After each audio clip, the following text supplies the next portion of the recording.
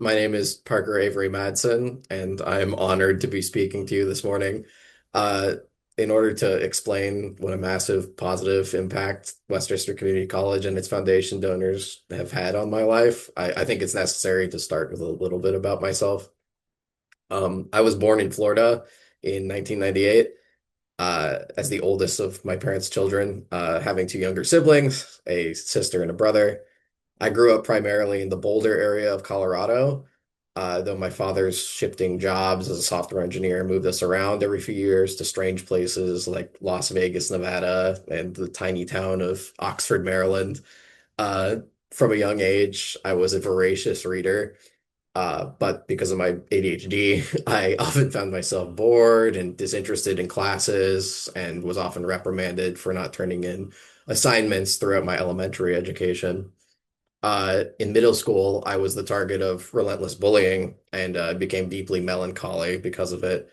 Uh, by the end of seventh grade, I was pulled from my classes to enroll in a burgeoning online school called Colorado Online Virtual Academy. But the social isolation left me in an even deeper state of depression, and soon I had dropped out, getting no further than my seventh grade education. For a number of years, I simply played video games, using them as a means of social connection. But in the background, I was constantly learning by my own means. I was enamored by YouTube channels like SciShow and PBS Space Time, but a deep-rooted self-esteem issue kept me from attempting to re-enter the education system. When I was 18, I met the person who would become my wife online by random chance. What I remember at the time was how small I felt next to her. She was a neuroscience major at Columbia University, Barnard College, and I was a middle school dropout. Uh, 3 years after meeting my now wife, I moved in with her, leaving Maryland for New York. I spent a grueling amount of time working in the retail and restaurant industries before working for my now father-in-law as a carpenter, a rare birth defect that I had been benign until the age of 24 reared its ugly head, and left me unable to continue carpentry and with two titanium screws in my wrists. My wife, ever the beacon of wisdom, suggested that I earn a GED and return to school. I chose WCC initially because of proximity. I had seen the sign leading to the school on the way to my hand therapy appointments every day for close to a year, and that subliminal messaging was enough to get me to register. I enrolled as a film student and thought to myself, I hope I get B's in my classes. As it turns out, I greatly underestimated my capabilities.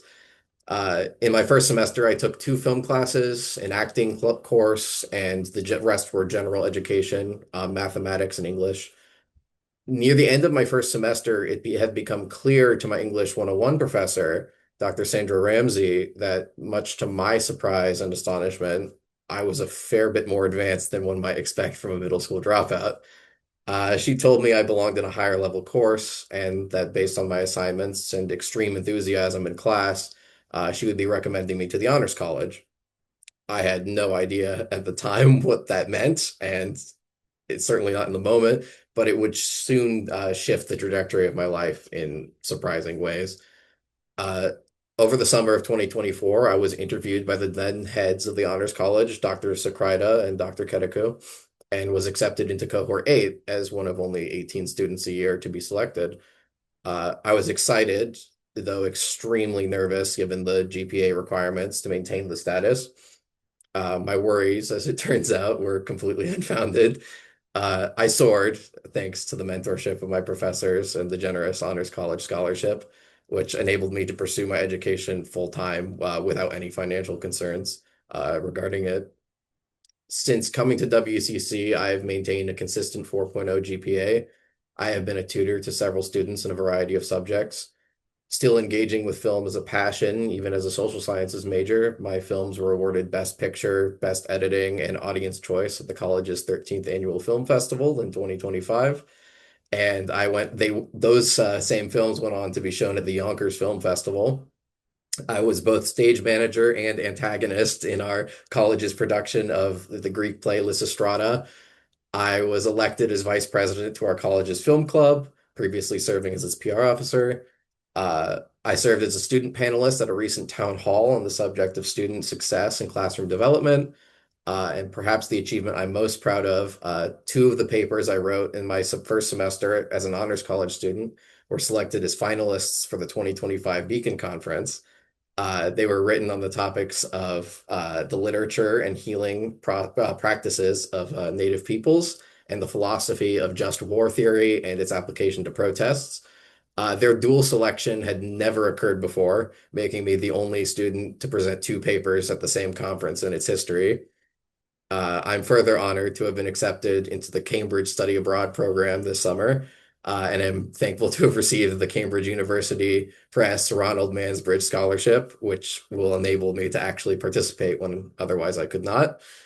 Uh, WCC is by far the most welcoming place I have experienced outside of my own home. Uh, the individual mentorship offered to me by the professors at the college has been instrumental to my success. And without a shadow of doubt, it's been life-changing. I would like to personally thank Dr. Sandra Ramsey, Dr. Dwight Goodyear, Dr. James Werner, Dr. Zachary Sunderman, Dr. Joe Stokes, Dr. Mira Sakraida, Dr. George Kedeku, and Dr. Paul Siegel for their support and for their excellence in teaching. Thanks to the support of the WCC Foundation, I have found myself able to pursue passions and opportunities I didn't even know I had, and have become the first person in my family to pursue a college education. As I graduate this semester and move on to a four-year college, I will be taking my experiences at WCC with me and keeping them close at hand.